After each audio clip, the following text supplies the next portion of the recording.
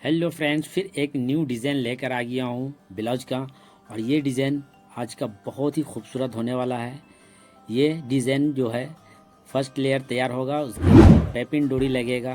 Piping डोरी के बाद फ्लावर का 2 इंची गैपिंग देंगे। 2 इंची गैप के बाद फ्लावर रहेगा, उसके बीच सेंटर में पत्ते और डंडी लगेगा और इसके बाद डिज़ाइन बहुत ही ज़्यादा खूबसूरत हो जाएगा।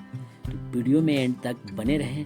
अगर नए हैं तो रिजवान एम्ब्रॉयडरी चैनल को सब्सक्राइब कर लें। तो वीडियो में एंड तक बने रहें और बेल आइकन को दबा दें, ऑल पे क्लिक कर दें कि सबसे पहले नई डिज़ाइन का नोटिफिकेशन आपको मिले। तो ये डिज़ाइन आप बना सकते हैं, जो सीखने वाले हैं वो सीख सकते हैं। ये डिज़ाइन बहुत ही खूबसूरत होने वाला है। तो वीडियो में एंड तक